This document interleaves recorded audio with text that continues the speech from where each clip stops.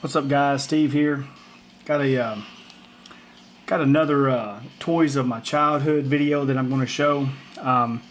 This one's going to take a little while. I mean, not this video. I'm trying to keep them kind of short, but there's probably going to be several parts to it because I'm going to do it per year.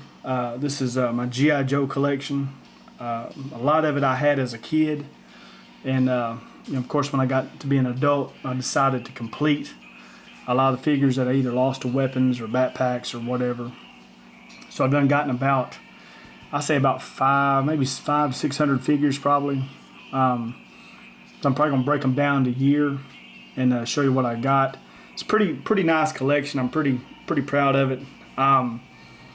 You know, growing up in the '80s, you know, G.I. Joe was king for me. This was the one that I run home, you know, off the school bus, you know, to watch the cartoons. You know, when they came on, the comic book was huge for me, you know, and you know, the figures and the vehicles and all that stuff, you know, was huge for me as well. I was pretty fortunate, you know, growing up. I had and we were rich by no means, you know, but you know, my parents, you know, got me like the USS Flag and the Terrordrome, and I had all the big vehicles, and so I had a good childhood, had a good imagination, so I'd play big time.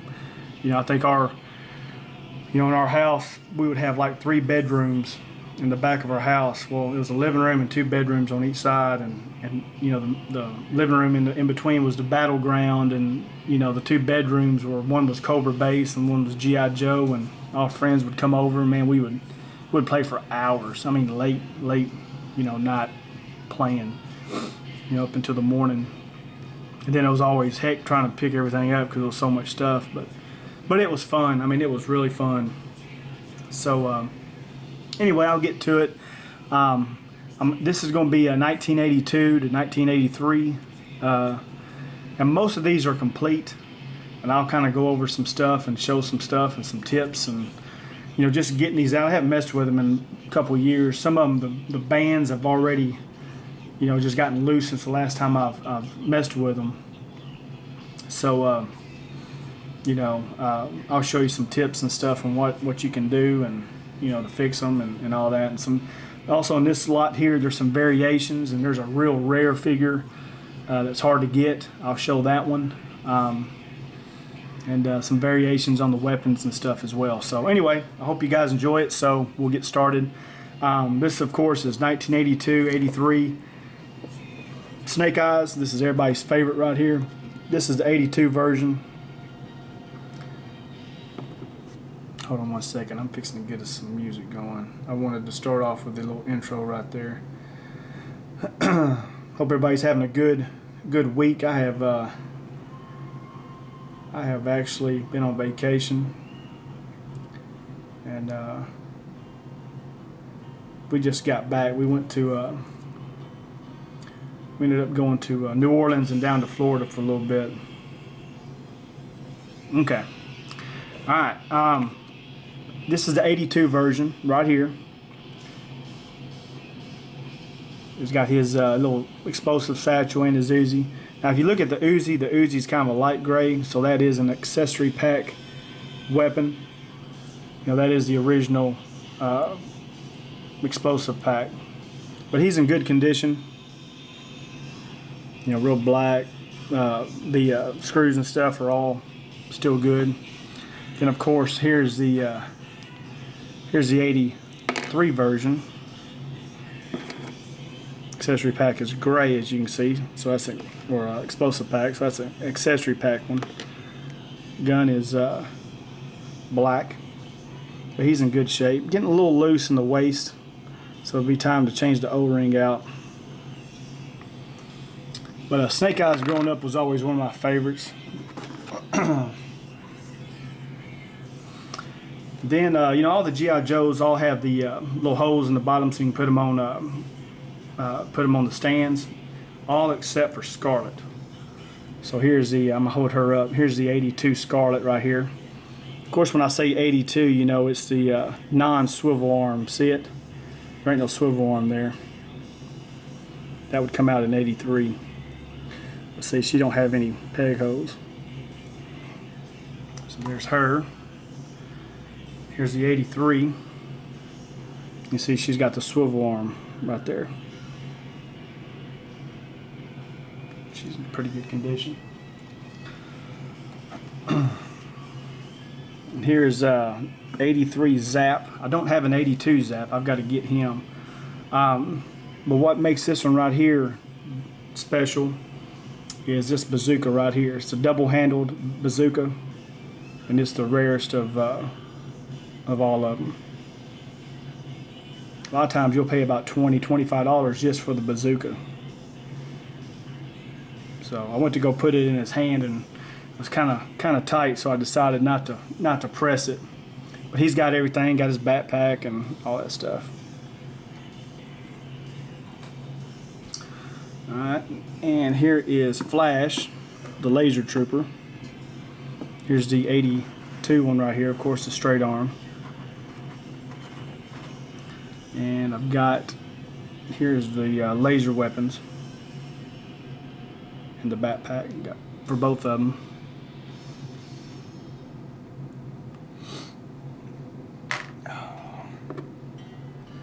And as you can tell too, you know, they both got the shields on their helmets, which a lot of times that's kind of hard to find as far as the shields go.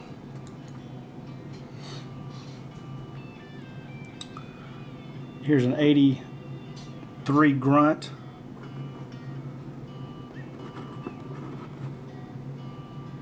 With backpack.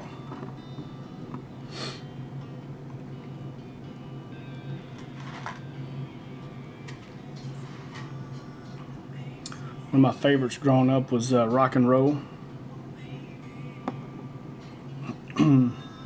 Got both versions. Got the 82 version and the 83 version. Both of them with the little bipod or tripod for the machine guns. Those are always the ones that were always lost. You know, as you can see right there how dangly they are. You know, I had to end up finding some after I grew up, you know, because I lost both of mine as a kid. So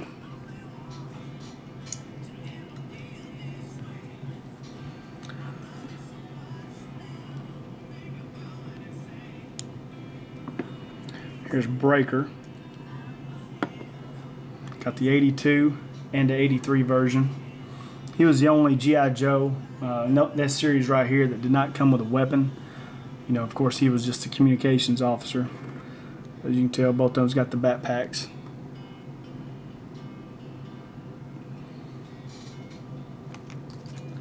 You know, guys, I know, you know, if you can, try and get the ones that's got the better paint. You know, a lot of times you'll see them they're scuffed up pretty bad. I mean, go ahead and spend just a little bit more and get the one that's got the better paint. 82 and 83 version Stalker. He's got little scuff marks on his boots. Of course, he did not come with a backpack, so they are. All these are going to be complete.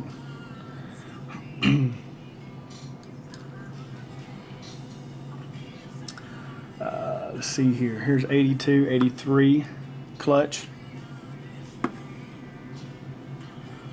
Straight arm and swivel arm versions.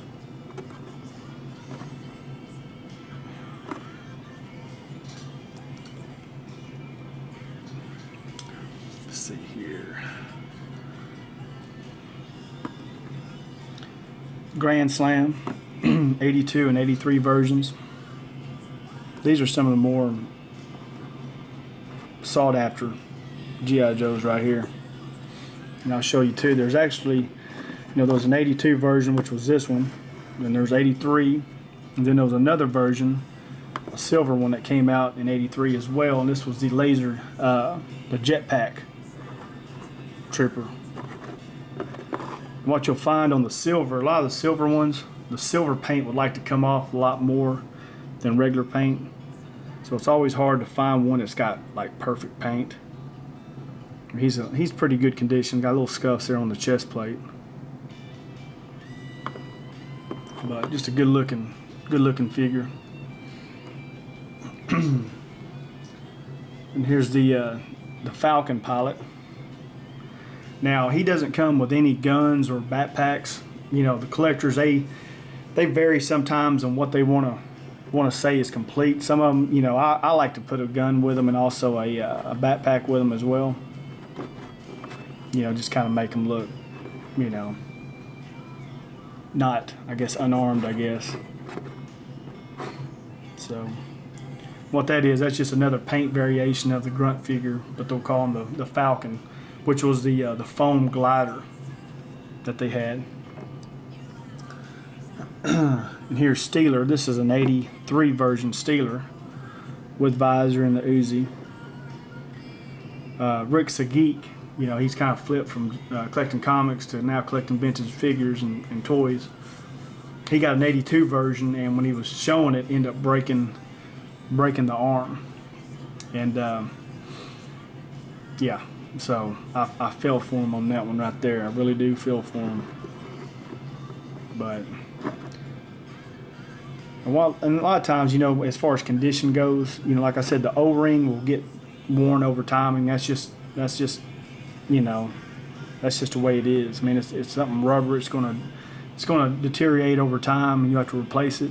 A lot of times the screws will get. I don't know if we can get in there. That's actually, the screw's still good looking. Can't really see it. Screws kind of get rusted, and you can replace them. Yeah, I recommend going to smalljoes.com. You can buy O-rings and the leg screws and the back screws. Those are two different types of screws, by the way.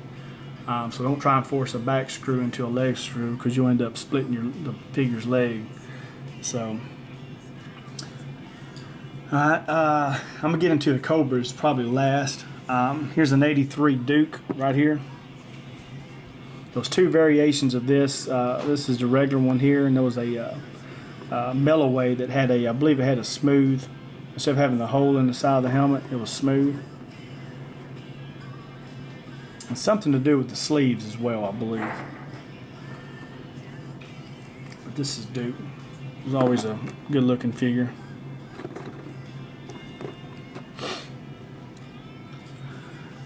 Then here's a Tripwire from 83. Landmine detector. There was a later one that came out, I think in 84, 85, I think. There was a Listen and Learn that came with a little cassette. He's probably one of the more hard to find ones as well. A lot of times whenever you go to buy one of these, a lot of times the little landmine disc that's in the backpack will actually be missing. So we gotta watch out for that. Here's 83 G.I. Joe Sky Striker Pilot Ace. Now, I got two different ones, and I kept both of them. I can't find anything as far as a variation goes, but as you can see, you know, his waist is kind of a maroon color, and then his is kind of a red color. So I ended up keeping it instead of getting rid of them. Decided to, you know, in case I do have a variation, might as well keep it.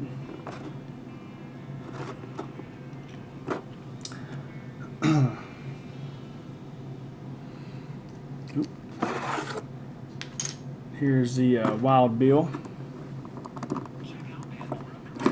Get up there, get up there. This was the Dragonfly helicopter pilot.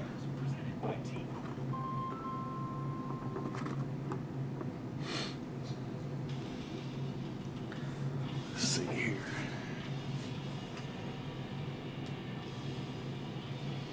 Like I said, when I grabbed some of these, I was like, man, these are loose. Some of these I'm going to have to fix probably when I get done with the video. Here's an 82 Hawk. Now you can see how loose he is? I mean, he can barely stand up.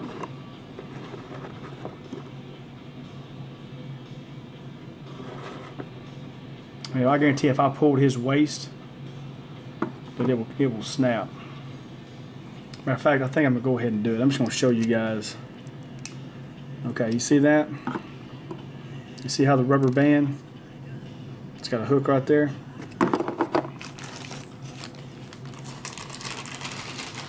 See, when you go to smalljoes.com, or you can actually find them on eBay as well, you can buy the little rubber right there. And what you do is you just use like a small screwdriver, You go in and get the screw out, and you take this out right here. You know, it's pretty easy. You can fix one in about a minute.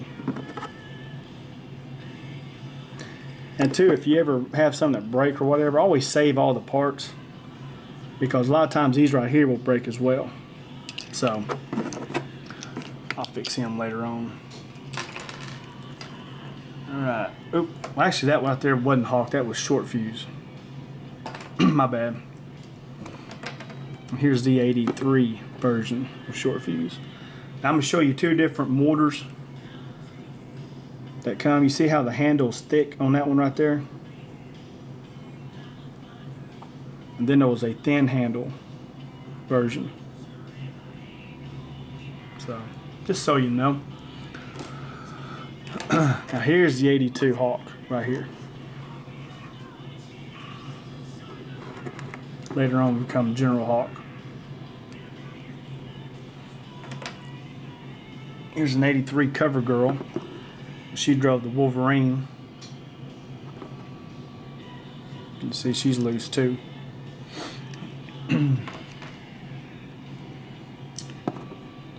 Here's an 83 Airborne.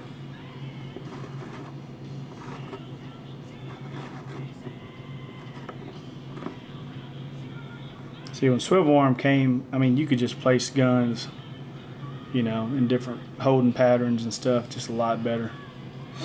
A lot better. Here's Doc right here, the stretcher.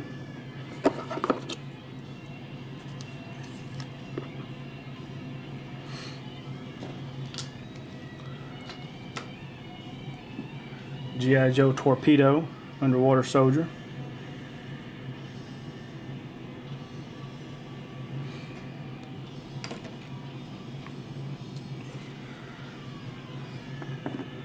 This is one figure here that I will have to replace. And guys, when you see a figure that's the paint's been kind of faded, because look at the backpack. Okay. And I'm going to show you what I'm talking about. A lot of times that's a sign of a figure that's been waterlogged. Okay, and what will happen is it makes the plastic real easy to break. You see? Makes it break down. So everything looks good except for the feet. So I'll be replacing him soon. Alright, here's 83 Snow Job.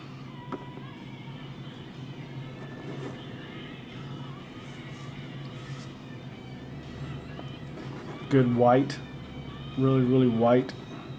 A lot of times on these white figures right here, you'll see them, they'll be kind of real yellow, like the Storm Shadows and all that. Just got to keep them out of the sun. Okay, now we'll get into the Cobras. I'm gonna save the best for last. But here's an 83 Major Blood.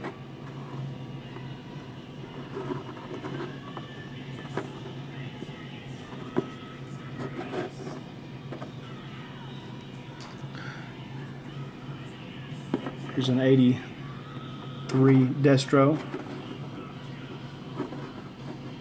Complete. Now on the here's a Cobra Hiss driver. And once again, we're talking about silver paint. So a lot of times the chest logo will be worn off. They're real easy to wear off. But this one's like mint condition right here. Good looking figure. Yeah, when I was a kid, here's an 82 and an 83 Cobra Soldier. And when I was a kid, I would, as far as the Cobra Soldiers would go, I'd buy like multiples. I had like, you know, shoot, anywhere from 5 to 10, you know, regular soldiers, and 5 to 10 Cobra officers, and, you know, Crimson Guard. I had the same. So I had like a little army, you know, and since they were just the grunts or the soldiers. Here's a straight arm right here. And both of these, as you can see there, the logo is perfect.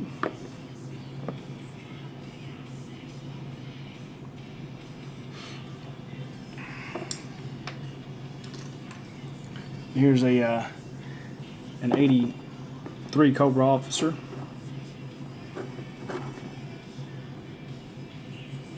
Perfect silver logo. Alright, now we're down to the last couple figures here.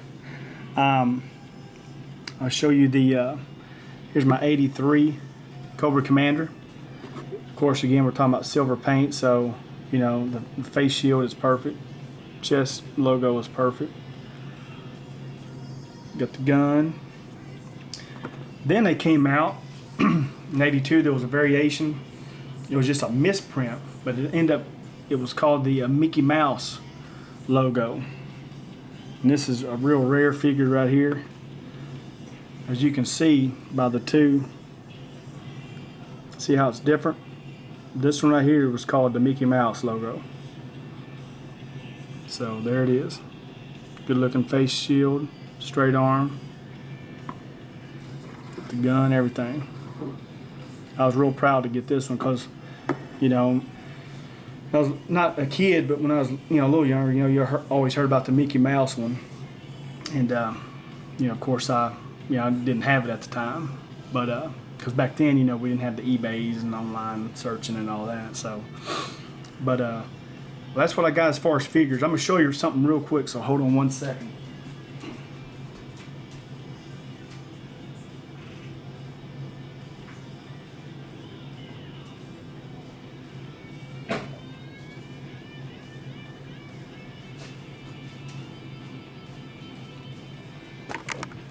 I'm going to show you what I'll do with the, what I'm doing with all my,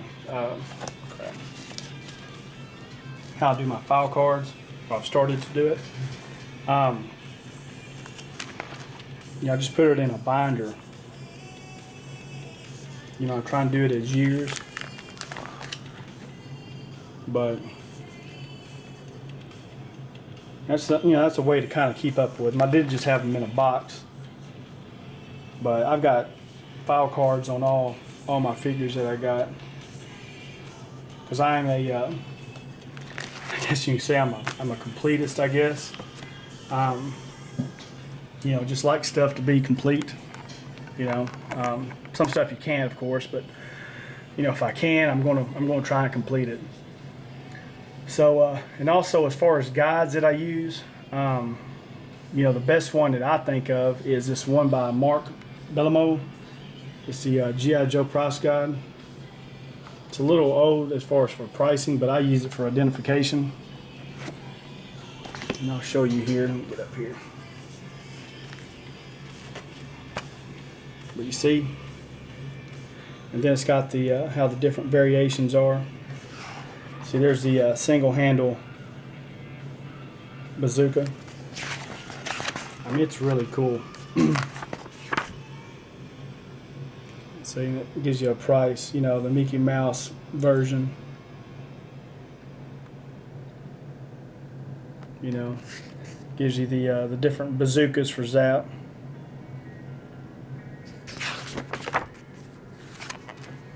I mean, it's pretty handy.